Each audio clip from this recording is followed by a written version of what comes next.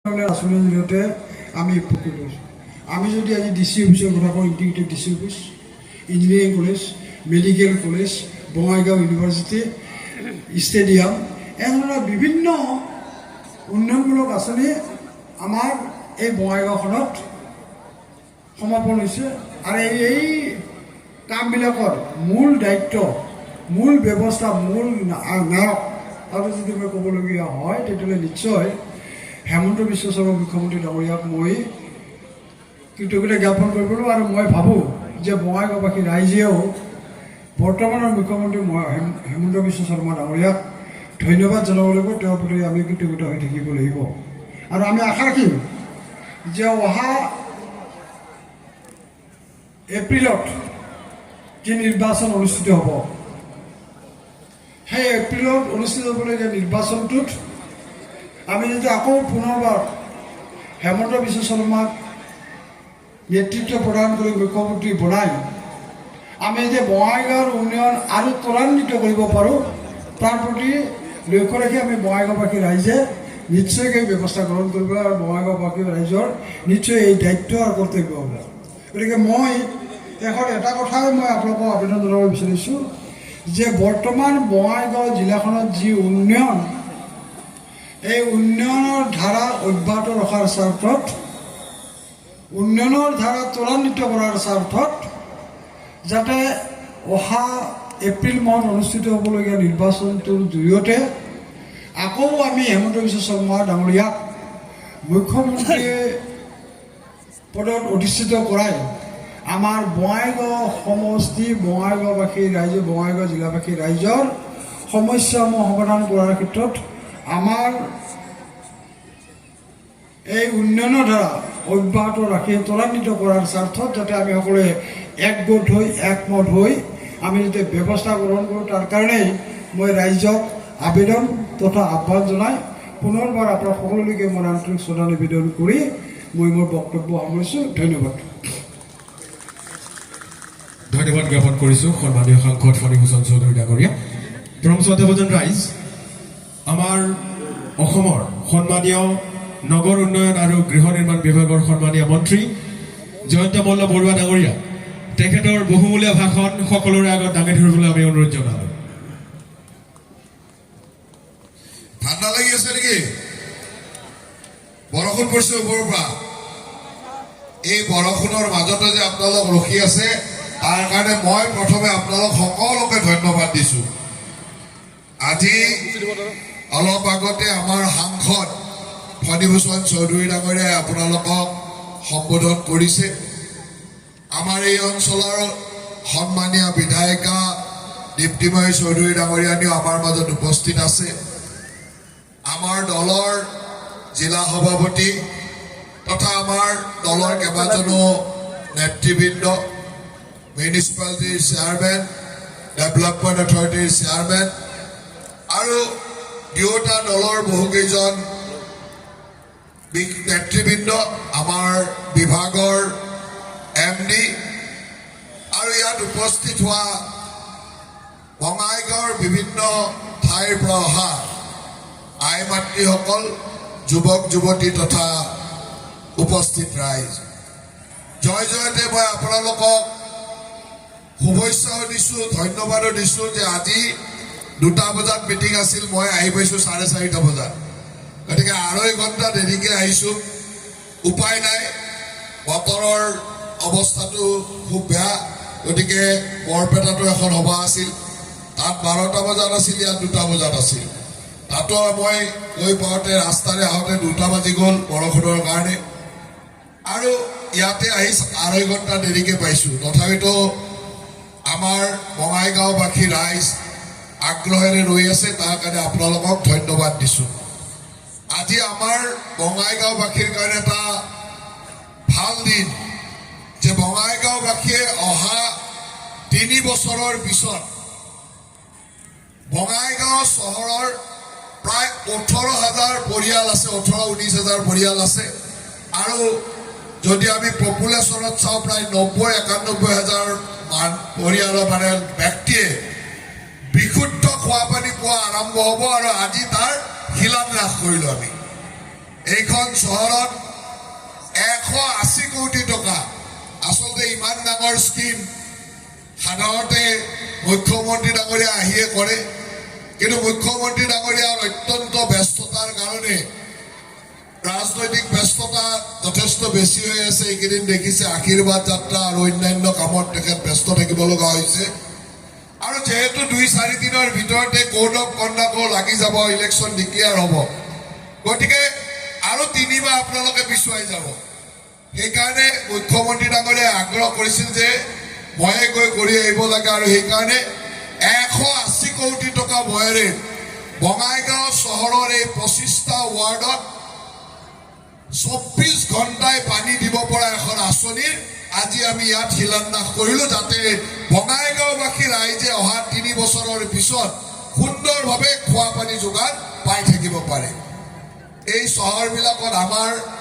এই ধৰণৰ চহৰবিলাকত এটা ডাঙৰ সমস্যা হ'ল খোৱা পানীৰ সমস্যা আমাৰ এই চহৰবিলাকত বেছিভাগতে আমি গ্ৰাউণ্ড ৱাটাৰ বা মাটিৰ তলৰ পানী ভূগৰ্ভৰ পানী ব্যৱহাৰ কৰোঁ সেই পানীয়ে আমাক বহুত বেমাৰ আজাৰো কৰে আইৰণ ফ্লৰাইড ইত্যাদি বহুত বস্তু বেয়া বস্তু আমি খাব লগা হয় আৰু সেইকাৰণে আমি এই চহৰবিলাকত এখনকৈ কেনেকৈ বিশুদ্ধ খোৱা পানী দিব পাৰি তাৰ কাৰণে পৰিকল্পনা লৈছিলোঁ আজিৰ দিনটোৰ ভিতৰতে বৰপেটা চহৰৰ কাৰণে প্ৰায় 117 কোটি টকা ব্যয়েৰে এখন আঁচনি আৰু বঙাইগাঁও চহৰৰ কাৰণে 180 কোটি টকা ব্যয়েৰে এই আঁচনিখনৰ আজি শিলান্যাস কৰিলোঁ ইয়াত গোটেই চহৰখনৰ 15টা ৱাৰ্ডে সামৰি ল'ব 25টা ৱাৰ্ডে সামৰি ল'ব প্ৰত্যেক ঘৰলৈকে আমাৰ ডিষ্ট্ৰিবিউশ্যন নেটৱৰ্ক থাকিব আৰু 24 ঘণ্টা ইয়াত পানী দিব পৰা ব্যৱস্থা থাকিব আই নদীৰ পৰা আমি পানী ল'ম গতিকে ৰিভাৰ ৱাটাৰ হ'ব ছাৰ্ফেচ ৱাটাৰ মাটিৰ তলৰ পানী আমি ব্যৱহাৰ নকৰোঁ আই নদীৰ পৰা পানী ল'ম আৰু ইয়াত পিউৰিফাই কৰি এনেকুৱা ধৰণৰ পানী দিয়া হ'ব যাক আমি ড্ৰিংক ফ্ৰম টেপ বুলি কৈছোঁ যে টেপটো খুলি আপুনি তাৰ পৰাই খাব পাৰিব ইয়াত আৰু টেপৰ পানী ফিল্টাৰ কৰি খাব নালাগে ইয়াত ব্যৱস্থাটোৱে হ'ল যে ড্ৰিংক ফ্ৰম টেপ এণ্ড 24/7 তাৰমানে 24 ঘণ্টাই পানী আহি থাকিব আৰু টেপৰ পৰা আপোনালোকে পানীটো লৈ ডাইৰেক্ট খাব পাৰিব সেই ধৰণৰ বিশুদ্ধ পানী আৰু 24 ঘণ্টাই পানী দিয়াৰ ব্যৱস্থাৰে ইয়াক আমি বঙাইগাঁওবাসী ৰাইজৰ কাৰণে দিবলৈ সক্ষম হৈছোঁ এডিবি অৰ্থ সাহায্যৰে যে আমি এই কামটো কৰিছোঁ আৰু মুখ্যমন্ত্ৰী ডাঙৰীয়াৰ এটা ডাঙৰ আগ্ৰহ আছিল যে বঙাইগাঁওবাসী ৰাইজে 85 চনৰ পৰাই সদায় মিত্ৰ দলৰ লগতে আছে ফণীভূষণ চৌধুৰীক আশীৰ্বাদ কৰিছে দীপ্তিময় চৌধুৰীক আশীৰ্বাদ কৰিছে আৰু বঙাইগাঁওবাসী ৰাইজে সদায় হিমন্ত বিশ্ব শৰ্মা ডাঙৰীয়াৰ নেতৃত্বত সদায় আশীৰ্বাদ কৰি আহিছে কাৰণে আমাৰ মুখ্যমন্ত্ৰী ডাঙৰীয়ায়ো ইয়াত medical college engineering college stadium একো বাকী ৰখা নাই শেষত পানীৰ এটা কাম বাকী আছিল তাকো একেলগে 180 কোটি টকা দি একেবাৰে শেষ কৰি দিছে যে পানীৰ সমস্যা সমাধান হৈ যাওক কিন্তু তাৰ মৰম তাৰ প্ৰতিদান দিয়াৰ সময় আপোনালোকৰ আহি গ'ল বিহুৰ আগে আগে তাৰ মৰম প্ৰতিদান আপোনালোকে দিব লাগিব গতিকে মই আশা ৰাখিম যে আপোনালোকে বিহুৰ আগত মুখ্যমন্ত্ৰী ডাঙৰীয়াক ইমানেই আশীৰ্বাদ দিব যাতে অহা 5টা বছৰত আৰু বহুত কাম কৰিবলৈ মন যায় যে বঙাইগাঁওবাসীৰ কাৰণে আৰু বহুত কৰিবলগীয়া আছে মই সকলোকে ধন্যবাদ দিছোঁ আজি আমাৰ দায়িত্বটো হ'ল যে প্ৰতিখন চহৰত আমি কেনেকৈ জীৱন ধাৰণৰ মানদণ্ড উন্নত কৰিব পাৰোঁ মানুহৰ স্বাস্থ্য সুস্বাস্থ্য হয় আজি এই খোৱা পানী যোগানৰ লগে লগে যেতিয়া আই নদীৰ পৰা পানী আহিব ইয়াত ট্ৰিটমেণ্ট হ'ব আৰু 24 ঘণ্টাই পানী পাব বিশুদ্ধ খোৱা পানী পাব মানুহৰ স্বাস্থ্য ভাল হ'ব মানুহৰ খোৱা পানীৰ সমস্যাবিলাক আঁতৰ হ'ব আৰু আমি চেষ্টা কৰিম যে এনেকৈ আমি সমস্যাবিলাক এটাৰ পিছত এটাকৈ কেনেকৈ সমাধান কৰি যাব পাৰোঁ এই বছৰ আমি কেইবাখনো চহৰ লৈছিলোঁ বিভাগটোৰ দায়িত্বত যিহেতু মই আছোঁ গতিকে আমি এই অঞ্চলৰ কেইবাখনো চহৰ প্ৰথমতে আমি নলবাৰীত কেইদিনমান আগত আৰম্ভ কৰিছিলোঁ তাৰ কাম চলি আছে আজি বঙাইগাঁও আৰু বৰপেটাত অলপ আগতে বৰপেটাত ইয়াতে বঙাইগাঁৱত আৰম্ভ কৰিলোঁ আৰু ইয়াৰ পিছতে আমাৰ হাফলঙত এটা এনেকুৱা পানী যোগান প্ৰকল্প আছে প্ৰায় 100 কোটি টকা তাৰপিছত গোৱালপাৰাত আছে ধুবুৰীত আছে গতিকে আমি প্ৰায় সকল চহৰতে প্ৰায়বিলাক চহৰতে এটাৰ পিছত এটাকৈ আমি এই পানী যোগান প্ৰকল্পবিলাকৰ কাম আৰম্ভ কৰি গৈছোঁ এই পানী যোগান প্ৰকল্পবিলাক এনেকুৱা যে কন্ট্ৰোল কামান থাকিব এটা ৰুমত বহিয়ে ক'ত পানী কেনেকৈ গৈছে তাৰ ডিসপ্লেত ওলাই থাকিব সেন্ট্ৰেল মনিটৰিং সিস্টেম থাকিব আৰু অহা 10 বছৰলৈকে যি কোম্পানীয়ে এই কামটো কৰিব তাৰ অপাৰেশন এণ্ড মেইনটেনেন্স 10 বছৰলৈকে সেই কোম্পানীটোৱে কৰিব এটা 10 বছৰ আৰু চিন্তা কৰিব লগা নাই ইয়াত কন্টিনিউ মেইনটেনেন্স কৰাৰ দায়িত্ব যি কোম্পানীয়ে ইনষ্টল কৰিব তেওঁৰ ওপৰতে থাকিব এই কামটো অনুভৱ নিৰ্মাণ প্ৰাইভেট লিমিটেডে পাইছে আমাৰ তেখেতসকলৰ স্বত্বাধিকাৰী অলিন্দ শৰ্মা বহি আছে মই তেখেতক অনুৰোধ কৰিম যে আপুনি একেবাৰে নিৰ্ধাৰিত সময়ৰ ভিতৰত আমাৰ পাঠশালাৰে মানুহ গতিকে এই অঞ্চলৰ অভাৱবিলাক বুজি পায় এটা সকলোৱে তেখেতেও সহায় কৰিব আমাৰ বিভাগেও সহায় কৰিব যাতে নিৰ্ধাৰিত সময়ৰ ভিতৰত আমি এই কামটো সম্পূৰ্ণ কৰিব পাৰোঁ আৰু বঙাইগাঁওবাসী ৰাইজক উপকৃত কৰিব পাৰোঁ মই সকলোকে আৰু এটা কথা কওঁ যে এই ধৰণে আমি ৰাইজৰ সেৱাত সমাজৰ সকলো স্তৰৰ মানুহৰ সেৱাত আমি কাম কৰিছোঁ যোৱাকালিও আপোনালোকে সকলোৰে একাউণ্টত আমাৰ বঙাইগাঁও সমষ্টিটো প্ৰায় 40,000 মান কিমান পাইছিলে অৰুণোদয় 35,000 মান পাইছে কিমান পাইছে 35,000 গতিকে যোৱাকালিও 35,000 আই মাতৃৰ একাউণ্টত 9,000 টকাকৈ সোমাইছে তাৰ কিছুদিন আগত আমি 10,000 টকালৈ মহিলা উদ্যমিতা দিছিলোঁ কিছু মহিলা উদ্যমিতা ৰৈ যোৱা বুলি কৈছিলে আমি চালো আৰু বোধহয় 500-600 মান কিমান আহিছে মহিলা উদ্যমিতা নতুনকৈ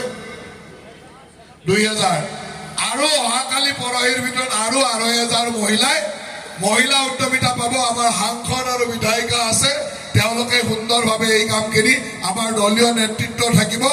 একেলগে যিখিনি মহিলা উদ্যমিতা আমাৰ আই মাতৃৰ কাৰণে ৰৈ গৈছিলে সেইখিনি একেলগে বিলাই দিব যাতে আমি ৰৈ যোৱা মহিলা উদ্যমিতা বা মহিলাসকলকো মহিলা উদ্যমিতাৰ 10,000 টকাকৈ দিব পাৰোঁ গতিকে মই আপোনালোক সকলোকে শুভেচ্ছা জনাইছোঁ বেছি দীঘলীয়া বক্তব্য নিদিওঁ কাৰণ আপোনালোকে 2টা বজাত আহিছে 2টা বজাৰ পৰা 5টা বজালৈকে ধৈৰ্য ধৰি যে আছে তাতে ওপৰৰ পৰা পানী পৰি আছে চকীও ভিজি আছে তাৰ পিছতো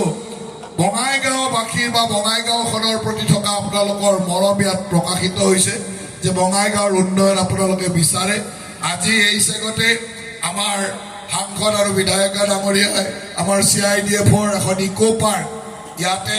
আধাৰিলা কৰিলে গতিকে CIDF-ৰ এই ইকো পাৰ্কখনো ইনগ্ৰেশ্যন কৰিলে মই ভাবোঁ যে বঙাইগাঁৱত এইটো এটা নতুন সংযোজন যিয়ে আমাক সুন্দৰভাৱে এটা পৰিৱেশ প্ৰদান কৰিব যি পৰিৱেশত আমি এখন চহৰৰ সেই পৰিৱেশৰ মাজেৰে আমি আমাৰ মনবিলাক ডাঙৰ কৰিব পাৰিম আমি আগবাঢ়ি যাব পাৰিম সেই ধৰণৰ পৰিৱেশ আজি বঙাইগাঁৱত আহিবলৈ আৰম্ভ কৰিছে আৰু বঙাইগাঁওবাসী ৰাইজে এটা কথাই মনত ৰাখিব যে আমি এই অঞ্চলবিলাক বৰ সংকটৰ মাজত আছোঁ আমাৰ এই অঞ্চলবিলাক লাহে লাহে বিভিন্ন মানুহে গ্ৰাস কৰি আহিছে অলপ আগলৈকে গ'লে আমাৰ ধুবুৰী বঙাইগাঁও বা এই বৃহত্তৰ অঞ্চলটো আছিল পুৰণা কমতাপুৰ আজি সেই কমতাপুৰত আমাৰ কমতাপুৰীয়া কোচ ৰাজবংশী ভাইৰ আধিপত্য নোহোৱা হৈ গৈছে কিছুমান এনেকুৱা অচিনাকি মানুহে আমাক আহি আগ্ৰাসন কৰি প্ৰায় নোহোৱা কৰি পেলাব খুজিছে কিন্তু আমি ইয়াক আৰু আগবাঢ়িব দিব নোৱাৰোঁ আৰু যোৱা 5টা বছৰে মুখ্যমন্ত্ৰী হিমন্ত বিশ্ব শৰ্মা ডাঙৰীয়াৰ নেতৃত্বত ইয়াৰ বিৰুদ্ধে কাম হৈছে আৰু ভৱিষ্যতেও তাৰ কাৰণে আমি কাম কৰিব লাগিব যাৰ কাৰণে হিমন্ত বিশ্ব শৰ্মা ডাঙৰীয়াক আমি শক্তিশালী কৰিব লাগিব আৰু এই শক্তিশালী কৰাৰ মূল কামটোৱে হ'ল যে বিহুৰ আগৰ নিৰ্বাচনটোত যাতে আমি এই কথাটো সদায় মনত ৰাখোঁ আমাৰ দায়িত্ব হ'ল যে বিহুৰ আগে আগে নিৰ্বাচন হ'ব আমাৰ অসমত মাননীয় মুখ্যমন্ত্ৰী হিমন্ত বিশ্ব শৰ্মা ডাঙৰীয়াৰ নেতৃত্বত আমি মিত্ৰ দলে নিৰ্বাচন খেলিম আৰু মিত্ৰ দলে একেলগে নিৰ্বাচন খেলিম প্ৰতিটো মানুহৰ এটাই লক্ষ্য হ'ব লাগিব যে পুনৰবাৰ আমি হিমন্ত বিশ্ব শৰ্মা ডাঙৰীয়াক মুখ্যমন্ত্ৰীৰ আসনত বহাবৰ কাৰণে মিত্ৰ দলৰ প্ৰতিগৰাকী প্ৰাৰ্থীক বিপুল ভোটত বিজয়ী কৰিম, যাতে আমি সুৰক্ষিত হৈ থাকিব পাৰোঁ, অসমখন সুৰক্ষিত হৈ থাকিব পাৰে। এই কমতাপুৰত আমাৰ কমতাপুৰীয়া ভাইসকলৰ অধিকাৰ থাকিব লাগিব। ইয়াত কোনো আগ্ৰাসনকাৰীৰ অধিকাৰ আমি দিব নোৱাৰোঁ, আৰু সেই আগ্ৰাসনকাৰীক বাধা দিবৰ কাৰণে আমি সকলোৱে মাৰ বান্ধি থিয় হ'ব লাগিব। আৰু আমাৰ দায়িত্ব এইটোৱে যে অহা নিৰ্বাচনৰ কাৰণে আমি এতিয়াৰ পৰা প্ৰস্তুত হ'ম। অহা হয়তো 8-9 তাৰিখ মানে নিৰ্বাচন হ'ব, এপ্ৰিল মাহত 2 দিনৰ ভিতৰত নিৰ্বাচন ঘোষণা হ'ব, আৰু সেই ঘোষণাৰ পিছতে আমি সকলোৱে মাৰ বান্ধি থিয় হ'ম যে ভাৰতীয় জনতা পাৰ্টী, অসম গণ পৰিষদ আৰু BPF দলৰ মিত্ৰতাৰে হোৱা এই NDA আমি সকলো দিশত যাতে শক্তিশালী কৰিবৰ কাৰণে কাম কৰোঁ, আৰু আমি সকলোৱে মিলি বঙাইগাঁও জিলাৰ প্ৰতিটো সমষ্টিকে যাতে বিপুল ভোটত বিজয়ী কৰিব পাৰোঁ, তাৰ কাৰণে আপোনালোকক এই চেগতে মই অনুৰোধ জনালোঁ। বিশেষ দীঘলীয়া বক্তব্য নিদিওঁ, ৰাইজক আমি কি কৰিছোঁ আপোনালোকে দেখিছে, অসমৰ বিকাশ উন্নয়নৰ কাৰণে কি কৰিছোঁ সেয়াও দেখিছে। অসমৰ মানুহে যিবিলাক কথা ভবা নাছিল যে ব্ৰহ্মপুত্ৰৰ তলেৰেও সুৰংগ ৰাস্তা হ'ব, ব্ৰহ্মপুত্ৰৰ তলেও ৰেল গাড়ী চলিব, গাড়ী চলিব, এইবিলাক কথা আমাৰ কল্পনাৰ বাহিৰত আছিল। যে গোটেই কাজিৰঙাখন ফ্লাইঅভাৰ এলিভেটেড কৰিডৰেৰে পাৰ হৈ যাম, এইবিলাক আমি ভবাও নাছিলোঁ, কিন্তু আজি সেইবিলাক বাস্তৱ হৈছে। অসমৰ ভাৰতবৰ্ষৰ ভিতৰত ৰিজাৰ্ভ বেংক অফ ইণ্ডিয়াই দ্ৰুততম বিকশিত ৰাজ্য হিচাপে স্বীকৃতি দিবলৈ বাধ্য হৈছে। ডাঙৰ ডাঙৰ ৰাজ্য বহুত আছিল, গুজৰাট, ৰাজস্থান, মধ্যপ্ৰদেশ, মহাৰাষ্ট্ৰ, কৰ্ণাটক, বহুত আগশাৰীৰ ৰাজ্য আছিল। সেইবিলাককো ফেৰ মাৰি আজি ক্ৰছ কৰি আমি অসম দ্ৰুততম বিকশিত ৰাজ্য হিচাপে ৰিজাৰ্ভ বেংক অফ ইণ্ডিয়াই স্বীকৃতি দিছে। তাৰমানে অসম আজি সেই উন্নতিৰ পথত আগবাঢ়িছে। এই উন্নতি আমি ধৰি ৰাখিব লাগিব, এই বিকাশ আমি চলাই নিব লাগিব। তাৰ লগে লগে অসমৰ প্ৰতিটো খিলঞ্জীয়া মানুহক সুৰক্ষিত কৰি ৰখা, প্ৰতিজন সনাতনী মানুহক সুৰক্ষিত কৰি ৰখাটো আমাৰ দায়িত্ব, আৰু সেই দায়িত্ব হিমন্ত বিশ্ব শৰ্মা ডাঙৰীয়াৰ নেতৃত্বৰ চৰকাৰখনে সদায় পালন কৰি আহিছে। যাৰ কাৰণে আপোনালোক সকলোৱে আগন্তুক নিৰ্বাচনত আমাক সকলোকে আশীৰ্বাদ দিব বুলি আশা ৰাখি আপোনালোক সকলোলৈকে পুনৰবাৰ শুভেচ্ছা, ধন্যবাদ আৰু কৃতজ্ঞতা জনাই মই মোৰ বক্তব্যৰ সামৰণি মাৰিছোঁ। মোৰ লগত একেলগে কওক, ভাৰত মাতা কি, ভাৰত মাতা কি, ভাৰত মাতা কি, জয় অসম, জয় অসম, জয় অসম। ধন্যবাদ। আমি ধন্যবাদ জ্ঞাপন কৰিছোঁ আমাৰ মাননীয় মন্ত্ৰী জয়ন্ত মল্ল বৰুৱা ডাঙৰীয়াক, আৰু এবাৰ জোৰে এজাৰি হাত চাপৰি দিলে ভাল পাম। ধন্যবাদ। এই চেগতে আজিৰ মুখ্য অতিথি সন্মানীয় মন্ত্ৰী জয়ন্ত মল্ল বৰুৱা ডাঙৰীয়া, সন্মানীয় সাংসদ শ্ৰীযুত ফণীভূষণ চৌধুৰী ডাঙৰীয়া, বিধায়িকা দীপ্তিময়ী চৌধুৰী ডাঙৰীয়ানী আৰু সকলো মঞ্চত উপবিষ্ট ব্যক্তিক আজিৰ অনুষ্ঠানটো